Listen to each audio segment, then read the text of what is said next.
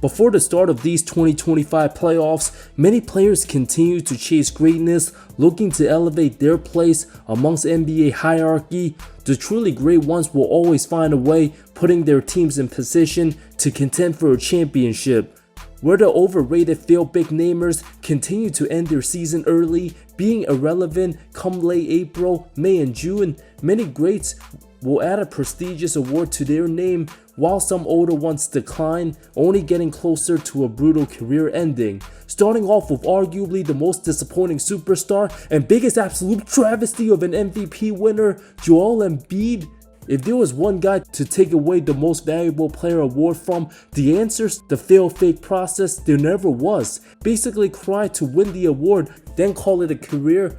Another surgery on that knee, his prime absolutely over, 31 years old, never been a leader, took his former all-star teammates for granted, stuck with a certified back-chasing podcaster, 58 total games last 2 seasons, rushed to comeback last playoffs, only resulted in a first-round exit, selfishly opted for hopping on Team USA's bandwagon, preventing his superior rival a gold medal. The pathetic Sixers organization allowed Embiid to play over the summer, where he's the type of player that needs to play less basketball, being a ticking time bomb. If Embiid never becomes an all-star level player or never stays healthy to suit up more than half the regular season games, was that gold medal really worth it? To assume he'd be in better shape this season and failing to do so again, how many strikes does the Sixers give him?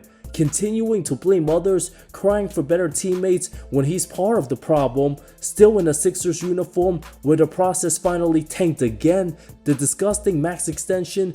His body might not even hold up for all these years, even when available, never fully healthy for the playoffs, quietly one of the biggest superstar chokers of this generation, a notorious dirty player, foul baiting king, all-time flopper, a disgusting play style. Not only is the Embiid vs Jokic arguments over with, is Joel even a top 5 center you want on your team going forward for the rest of the decade? Absolutely not. Podcast P chased the bag instead of a ring, finished his season before spring. What good does he bring? Getting so bad, just send him to Beijing. The Clippers way better off without him. Where George could have settled for much less, revealed his true colors, the only reason he will be in the league for 3 more years, having that all-time catastrophe of a contract. So much for Daryl AI Morey. Wouldn't it be better off asking the real AI for basketball advice? Having his worst numbers since year 2, when Steve Ballmer refused to pay a guy, you know he's not right. Many other great players in the 2010s still find ways being productive, maintaining their superstar status.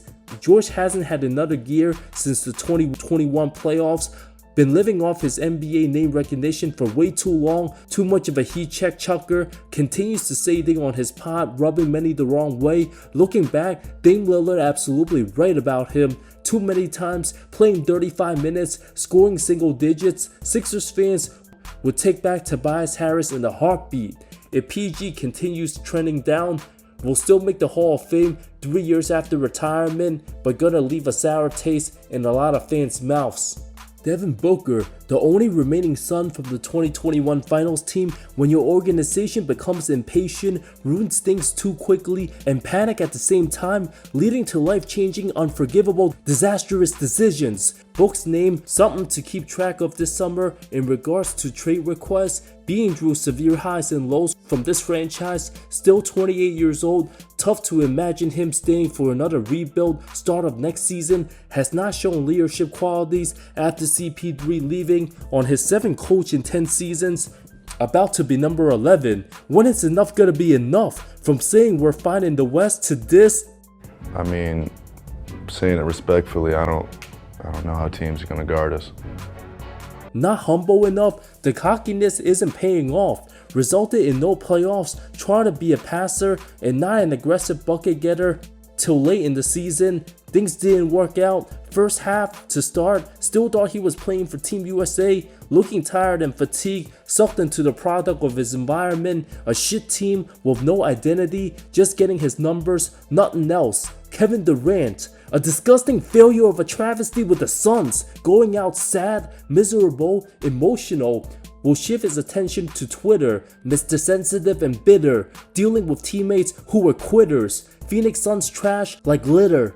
5 different head coaches since Steve Nash. No playoffs as painful as this economy crash. Bradley Beal stealing all his team's cash. Bouncing teams again faster than delivery pickup DoorDash. Joining Golden State, winning the easy way, still hasn't proved himself 6 years after leaving. No conference finals appearance since, too many disgruntled teammates. For an all-time great talent like KD, the lack of leadership qualities, a huge stain on his legacy. Everywhere he ends up, always unhappy, whether him or the co-star teammate. Brooklyn couldn't stay healthy, never established an identity in Phoenix, one of the few all-time greats whose all-time ranking dropped since 2019. Went from top 12 player approaching Hakeem territory in 2021 to all of a sudden barely top 15. Jokic and Giannis now surpassed him. Both accomplished things KD couldn't. When it comes to leadership, not one player in the all-time top 10 conversation has lacked so bad at it as Mr. Durant himself. Absolutely inexcusable. All the teams he's been post Golden State, no culture, zero identity, doesn't hold teammates accountable. Guys like DeAndre Ayton quitting midway in the playoffs. The all-time truly greats won't ever tolerate such nonsense from their teammates. Don't ever put Durant's name amongst the best of the best. At this point, he seems allergic to building team chemistry. The worst trade in NBA history, the disgusting, atrocious, absolute brutality of an all-time travesty, Bradley Beal, a shameful loser, Phoenix Sun only team without making the playoffs, play-in, or being in the lottery, a triple absolute travesty for the ages on his Shaq vs Celtic stages. Pitiful, 30 minutes, 1-point Celtic performance. Who needs buckets when you got a no trade clause? Only a matter of time he gets tossed. Team culture, no swag, no sauce. Just like how Steph Curry changed basketball forever, Bradley Beal about to change contracts forever. Even makes Ben Simmons seem like a cap steal. All that losing in Washington got to his head. Moves like he doesn't want to get out of bed. Out there smiling, worse than any Russ Westbrook contract. Plays 3 games, then gets injured, misses a week. Plays no defense, too slow to create, absolutely gives no damn, has no role player qualities. All he needed to do was be a third option. Out of desperation, team might as well wave and stretch him. A toxic presence for the fan base might be the breaking point, forcing Devin Booker out the valley. Only about 730 more days of enduring this anger. 39-year-old Chris Paul just played an entire season, didn't miss a single game. Many Suns fans won't catch another game until number 3 no longer on the team. Russell Westbrook, a team killer. Had he not made 2 of the dumbest plays this season, Michael Malone might still have a job. Mr. Erratic never learns from the mistakes, constant dumb plays. Enough is enough. How many different coaches will he get fired? It's one thing to play like crap, but the mistakes? Unforced errors, which is why the critics, loud as it gets, despite being on a low contract, the yearly embarrassment makes him the easy scapegoat. Malone getting let go for letting Russ be Russ, watching him bust on bust. Adios he goes, Laker fans proving him right again. 4 of the last 5 head coaches he played for either quit or were fired after coaching him for a year. Ty Lue only 1 remains, Clippers succeeding. Without him, it's not hard to figure. Zion Williamson gives no damn after getting his money, 6 full seasons in the association, 0 playoff appearance. A couple healthy guys drafted 3 years after him already play more games. We all wish every great player have a healthy career, but given Zion's history of injuries, being out of shape, constantly overweight, it's inevitable he'll get hurt again. When former teammates talk about your franchise being cursed, you know something's up. And it's not just him, but his star players, always banged up, needs a change of scenario ASAP. David Griffin might as well get another GM drunk over the summer, trying to build a team around him. Impossible. Too many flaws outside of athleticism, not a good shooter, can't rebound, bad defender, doesn't know how to be a role player, likely hangs it up before 30 years old, and none of us would give a damn. D'Angelo Russell plays like he has no muscle, lack of energy, where's the hustle? From most improved player, 1-time All-Star to Mr. Busto. A 12-point average for the irrelevant tanking Nets. He's already peaked. Only knows how to play one way. Needs the ball in his hands. Way too unpredictable. There's a reason why every team he's on instantly becomes better after getting rid of him. Ego always gets the best of him. doesn't realize his limitations, and lack of willingness to adjust might only give him a mid-level deal followed by a vet minimum. 2, relying on rhythm threes and floaters. Avoids contact, hasn't gotten stronger, too much ball watching on D, being one of the most unathletic point guards, not a recipe for success. Anybody who can't play with Bron tends to get a bad rap and even out the league shortly after. Russell must take his offseason seriously, otherwise he'll be out the NBA same time as Russell Westbrook. Lauri Markkanen. Unless Danny Ainge told him to purposely tank, he's up there being one of the worst contracts in the league, paid $240 over 5 years, putting up 19, 6, and 2 on subpar 57% true shooting for a 7-footer, 42% from the field. The soon-to-be 28-year-old might already be numb to all the countless losing. 8 seasons in, still no playoffs, only 1 winning season.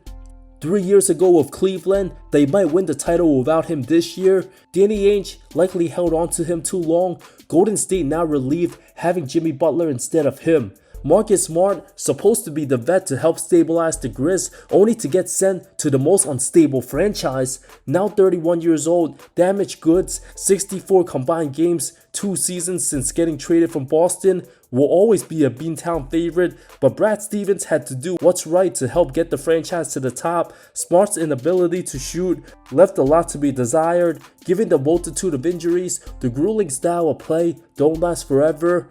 Might still get a chance to come back to Boston on a vet minimum. Brandon Ingram, the longest ankle sprain of all sprains, just casually relaxed after securing the bag, has not improved for 5 years, now supposed to be the savior for Toronto unless they land Cooper Flagg. Signed 3 years, $120 million, being injury prone without having even to play a game yet for the franchise. Matter of fact, BI last played December of last year, 18 freaking games on the season. A good player in the wrong era, hits lots of long twos, not a leader, struggles to adjust being a second option, nowhere good enough to be number 1, essentially took almost the whole season off.